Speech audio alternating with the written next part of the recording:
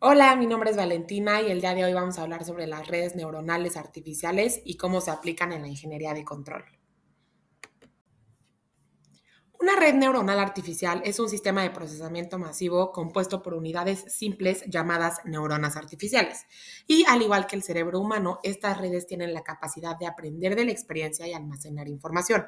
En otras palabras, podemos pensar en una red neuronal como un modelo matemático computacional que emula el comportamiento del cerebro. Como podemos observar en la comparación de la neurona biológica y una neurona artificial, en una neurona biológica las dendritas reciben señales, el soma las procesa y el axón transmite la respuesta. En una neurona artificial el proceso es similar pero representado con entradas, pesos sinápticos y una función de activación. El modelo matemático de un perceptrón es una de las estructuras más básicas de una red neuronal artificial. Fue propuesto por Frank Rosenblatt en 1957 y es fundamental para entender las redes neuronales. Como podemos observar, supongamos que tenemos diferentes entradas denotadas como U1, U2, U3, etc. Cada entrada representa una señal en el tiempo t, y estas entradas son las características o datos que el perceptrón recibe y evalúa. Cada entrada tiene un peso asociado, denotado como W1K, W2K, etc. Estos pesos, también llamados sinápticos, determinan la importancia de cada entrada en el modelo. Durante el entrenamiento, estos pesos se ajustan para minimizar el error en las predicciones del perceptrón. Posteriormente, el perceptrón calcula una suma ponderada de las entradas multiplicadas por sus respectivos pesos.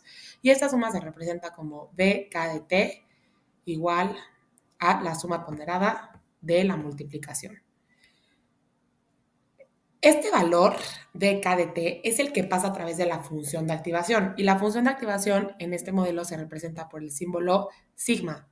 La función de activación ayuda a introducir no linealidades en el modelo, permitiendo que el perceptrón clasifique problemas más complejos. En este caso se utiliza la función sigmoide, en donde A, B y C son constantes que ajustan la forma de la función.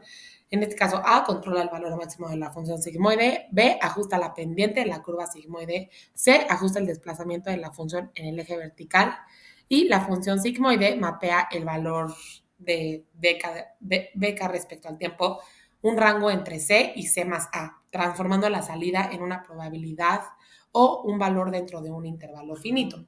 Como podemos observar en la gráfica de la función sigmoide en la parte inferior derecha, se muestra cómo sigma respecto a BK respecto al tiempo produce una salida suave y continua que cambia rápidamente en el rango donde BK de t es igual a cero, proporcionando una transición gradual. La salida del perceptrón se define como el resultado de la función de activación aplicada a la suma ponderada y se define como y k de t. Y en resumen, el perceptrón toma una combinación lineal de las entradas ponderadas, pasa el resultado a través de una función de activación, en este caso la sigmoide, y produce una salida. Los perceptrones monocapas son redes neuronales muy sencillas que consisten en una sola capa de neuronas. En estas redes, las neuronas reciben las entradas, las procesan mediante una función de activación y producen una salida. Este tipo de perceptrón puede resolver problemas lineales, pero es limitado al no poder manejar problemas más complejos que requieren separaciones no lineales.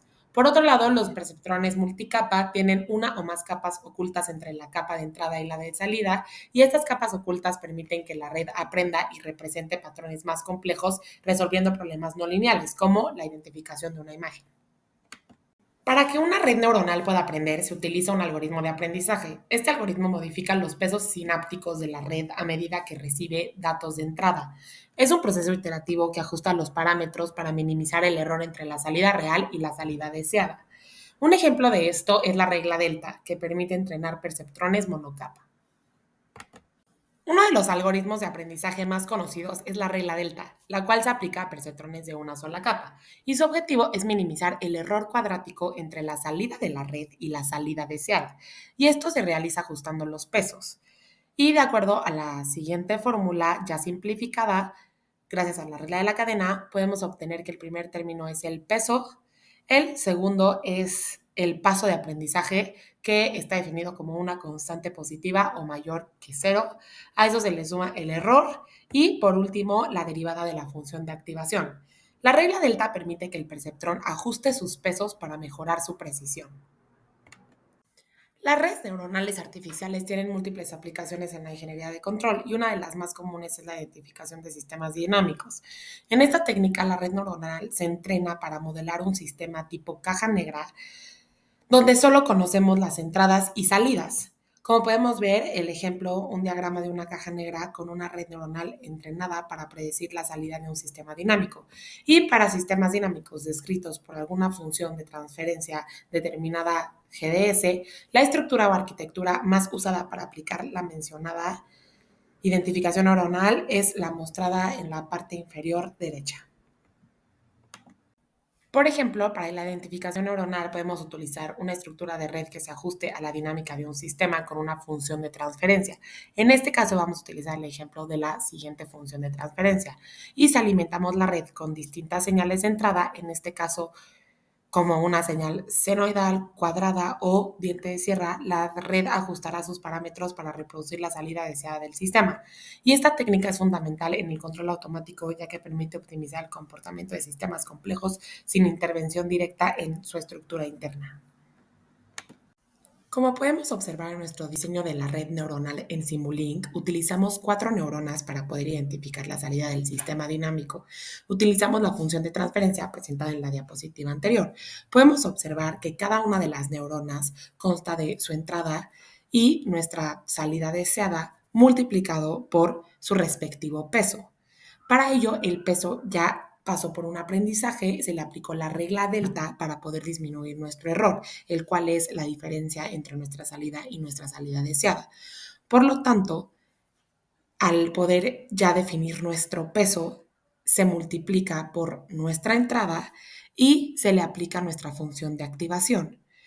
Para cada una de las salidas se les aplica un sumador para obtener únicamente una salida, y esta salida es la que se compara con nuestra salida deseada, que al introducirles las entradas respecto al tiempo sinusoidal, cuadrática, etcétera, podemos observar que son las mismas o muy parecidas.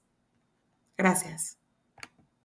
Como podemos observar en nuestro diseño de la red neuronal en Simulink, utilizamos 4 neuronas para poder identificar la salida del sistema dinámico.